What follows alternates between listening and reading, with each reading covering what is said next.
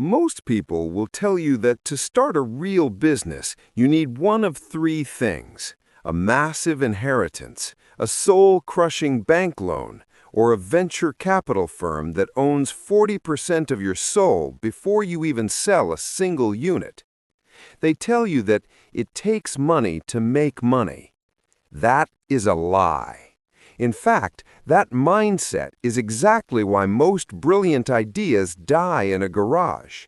You wait for the right time or the right check, while big corporations sit on mountains of cash they don't know how to use. They have the R&D budgets, but they lack the agility. Entrepreneurs, on the other hand, understand a fundamental truth. Cash is the lifeblood of the venture. Without it, the heart stops. But who says that cash has to come from a bank? Today, I'm giving you the cheat code. I'm going to show you how to fund your entire empire without a traditional budget by using the Elon Musk method, asking for the cash and riding the float. By the end of this video, you'll understand how to get your customers to fund your product development before you even build it. Let's look at the master of this strategy. Before Tesla was a household name, it was a group of engineers with a dream and zero assembly lines. The Roadster strategy. In 2006, Elon Musk didn't go to a bank for a loan to build the first 100 cars. He went to the people. Tesla held road shows for wealthy, environmentally conscious early adopters. They didn't show a finished product, they showed a vision. They asked these people to pay $100,000 up front for a signature edition Roadster that didn't exist yet. The math: 100 people times $100,000 equals $10 million. Tesla had $10 million in the bank before they built the first production car. That float, that upfront cash, is what paid for the parts, the labor, and the engineering. The Model 3 evolution. Musk did it again, but on a massive scale. He announced a mass-market electric car and asked for a $1,000 deposit. Nearly 500,000 people raised their hands. That is $500 million in interest-free capital. Musk used your $1,000 and my $1,000 to fund the tooling, the robotics, and the factory fit-out.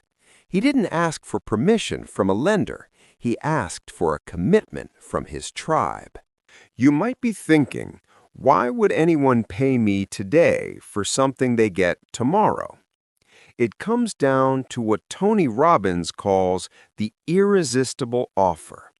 This is an offer so well tailored to the customer's psyche that they would feel like an idiot saying no. Meeting deep needs.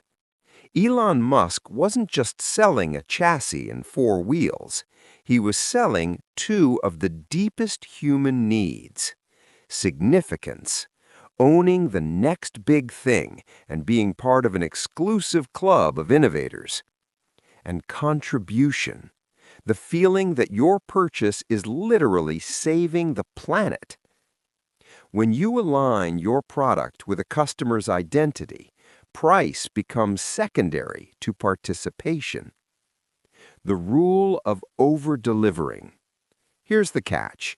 This strategy is a gladiator move because it requires absolute integrity. If you take the money and deliver a mediocre product, you are finished. To ride the float successfully, you must commit to over-delivering so intensely that the weight feels like a privilege, not a burden. So how do you apply this to your business? You don't need to build spaceships. You just need to change your logic. Fall in love with the problem. Most entrepreneurs fall in love with their product. Big mistake. You need to fall in love with the problem. Take the story of John Thorne and his surgical forceps. He didn't just try to sell a better tool. He looked at the problem. Surgeons were frustrated with grip and precision.